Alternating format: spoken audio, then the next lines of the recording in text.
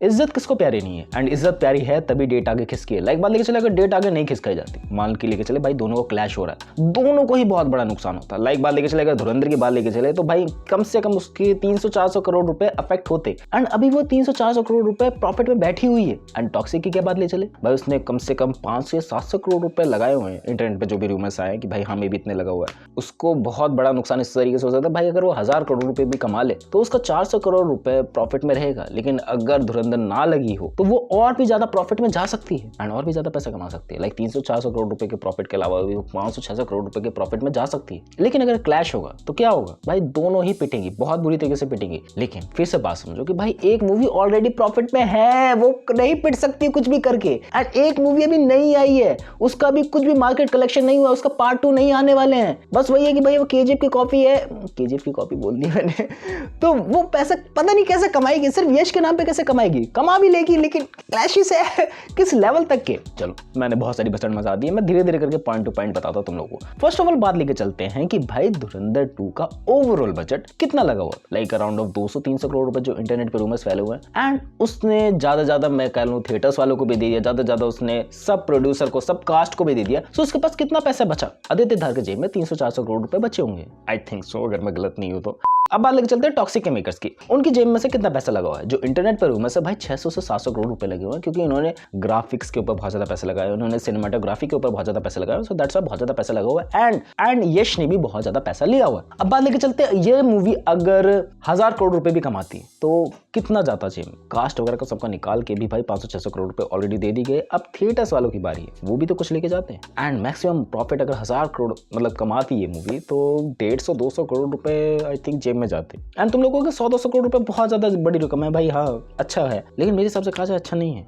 Like if I have a chances कि भाई मैं उस 100-200 करोड़ रुपए के प्रॉफिट को 500-600 करोड़ रुपए तक ले जा सकता हूं, तो मैं क्यों नहीं करना चाहूंगा। मैं अपना 400-500 करोड़ रुपए का क्यों लॉस करवाऊंगा, बिकॉज अगर मैं चाहता हूं कि भाई अगर वो क्लैश करेगी और ज्यादा पॉपुलैरिटी बढ़ेगी और ज्यादा लोग मूवीज को देखेंगे, मैं इस वजह से अपने आप को रिस्क में नहीं डालूंगा। मैंने अपनी मूवी बनाई है, मैंने अपना बिजनेस बनाया, मैं अपने बिजनेस को ऐसे धकेल नहीं दूंगा ना कि भाई ऐसे चल जाएगा। लाइक मैं अपनी 5 की बात लेकर चलो, मैंने ड्रॉपशिपिंग का बिजनेस ऐसे ही चला दिया था, मुझे नहीं पता था क्या चल रहा है बैकएंड में। भाई पता होना चाहिए बिजनेस कैसे चलते हैं अभी बिजनेस का टॉपिक कहां से आएगा भाई, movies overall type of business. अगर तेरी मूवी चल रही है, अगर तेरी मूवी प्रॉफिट कमा रही है तो भाई वो बिजनेस अच्छा चल रहा है। अगर तेरी मूवी की ओवरऑल स्टोरी लाइन अच्छी नहीं है, ओवरऑल कास्ट अच्छी नहीं है, ओवरऑल चीजें बेकार करी गई है, तो भाई वो बिजनेस ठप पड़ गया। मेरे हिसाब से movies type of business I थी। एंड ये मूवीज आज के टाइम पे एक बहुत बड़ा बिजनेस मार्केट बन चुका है। आज के टाइम पे लोगों के पास कंट्रोल नहीं बचा हुआ है। अभी इसी टॉपिक पे वापस आते हैं कि भाई धुरंधर वर्सेस टॉक्सिक में क्यों डेट आगे खिसकाई गई। इनका मेन रीजन कंसर्न यही था कि भाई कोई ना कोई मोटा रीजन इनको मिल जाए। इनको मोटा रीजन कोई मिल नहीं रहा था कि भाई किस वजह से हम लोग डेट को आगे खिसकाएं, लोगों को ना लगे कि भाई हम लोगों ने डर के मारे ये सब चीजें करी। क्योंकि भाई ईगो भी एक चीज है, एक अंदर वो भी है कि अगर मैंने इस वजह से कर दी तो भाई मार्केट में बहुत ज्यादा रूमर्स फैलेंगे, मार्केट में आगे ये सर्कुलेट होगी चीज कि भाई स्टोरी अच्छी नहीं है, दैट्स व्हाई आगे खिसका ली गई चीजें। एंड फिर होता है एक बहुत बड़ा सा इंसिडेंट, तुम लोगों को पता है ईरान अमेरिका ओवरऑल चीजें किस तरीके से गड़बड़ी वाली चल रही है। एंड गड़बड़ी वाली चल रही है, सो इस वजह से बहुत ज्यादा हम लोगों को वॉर की सिचुएशन देखने को मिली है। Sad to hear that, but इससे एक बंदे को बहुत ज्यादा फायदा हुआ, टॉक्सिक के ओनर्स को। टॉक्सिक के ओनर को एक किक मिल गई कि भाई हाँ मिडिल ईस्ट में हमारी मूवीज जाने वाली है, वहां पर भी पैसा कमाने वाली है, इंग्लिश ट्रांसलेशन होने वाली है, जितना सुनने में है। अब है कि नहीं है वो बाद में पता लगेगा। एंड ज्यादा मार्केट कैप्चर करने की वजह से, इंटरनेशनल मार्केट कैप्चर करने की वजह से उनकी मूवीज अफेक्ट हो सकती है। एंड कहीं हद तक बात समझी जाए तो ये सही भी है कि भाई वहां पर अगर मूवीज नहीं लगेंगी, वहां पर अगर मूवीज नहीं कमाएंगी तो उनको भी प्रॉफिट नहीं होगा। लाइक वहां की अर्निंग मैक्सिमम टू मैक्सिमम कह लो 30 से 40 करोड़ रुपए होनी थी, जो वो नहीं कर पाएंगे, ऐसा मुझे लगता है। भाई मे बी मैं गलत हो सकता हूँ, 30 से 40 करोड़ रुपए से ज्यादा भी हो सकते हैं, कम भी हो सकती है। अभी तक कोई भी इंटरनेशनल मार्केट में हमारी मूवी चली नहीं है, रामायण से ज्यादा उम्मीदें हैं बाय द वे। सो ऐसा खास हो सकता है कि भाई मेकर्स को एक बहुत बड़ी अपॉर्चुनिटी दिख गई कि भाई हाँ इस वजह से हम लोगों ने अपनी मूवी को आगे खिसका देते हैं। एंड इससे होंगी चीजें, लोग इंटरनेट पर गालियां देंगे, लेकिन ओवरऑल मूवी जब 4 जून को रिलीज होगी ना, वो अच्छे नंबर्स क्रॉस अप करके जाएगी, वो अच्छी ओवरऑल लगेगी लोगों को। एंड लोग देखने जाएंगे, वो किसी के साथ क्लैश नहीं कर रही है, क्लैश कर रही है हालांकि कुछ मूवीज के साथ, बट उनसे निपट लेंगे। धुरंधर एक अलग फ्रेंचाइज बन चुकी है भाई, सालों बाद एक मौका आता है, सालों बाद एक मूवी आती है कि भाई हाँ ये मूवी फाड़ेगी, दूर से पता लग जाता है। एंड भाई धुरंधर कह ना मेरा मुंह थक नहीं रहा है, हर किसी की जुबान पे धुरंधर है, हर किसी की जुबान पे धुरंधर है। ओवरऑल टिकट प्राइसिंग की बात ले लो भाई, 400 रुपए की हमारे टिकट बिक रही है। लाइक मेरे आसपास पता कितने की टिकट बिकती है, 240-280 रुपए की, लेकिन उन्होंने भी अपनी प्राइस बढ़ा के पता क्या रख दी, 400 रुपए। एंड लोग खरीद रहे हैं, सीट फुल हो रही है।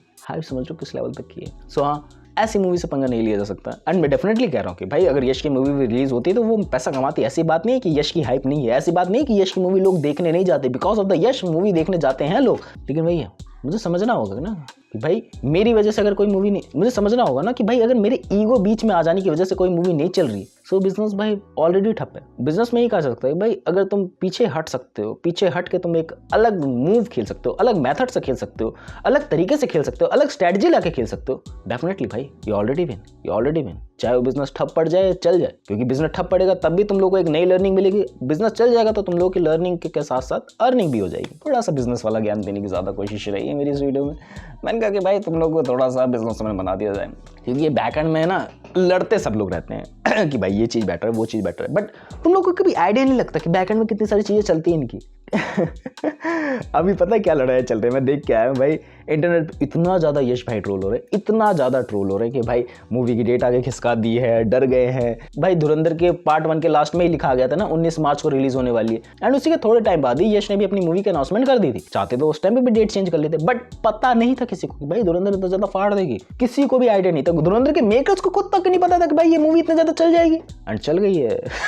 भाई अंदर से कूदा है, अंदर से कॉन्फिडेंस से चल जाएगी भाई मूवी। पार्ट 2 तो फाड़ेगी, कुछ भी कर लो भाई, मार्केटिंग करने की जरूरत ही नहीं हमारे पास। ऑलरेडी पार्ट 1 इतनी ज्यादा हाई बना कर रखी है, पार्ट 1 अभी तक चल रहा है, मेरे आसपास लगी हुई है थिएटर्स में। कमाल है, काबिल तारीफ। सोचो भाई जिस दिन 19 मार्च को ये सब चीजें रिलीज हो रही है, पार्ट 1 भी 1-2 दिन पहले रिलीज हो रहा है, री रिलीज दोबारा से बहुत सारे थिएटर्स में दोबारा से री रिलीज करा जा रहा है हाइप बनाने के लिए।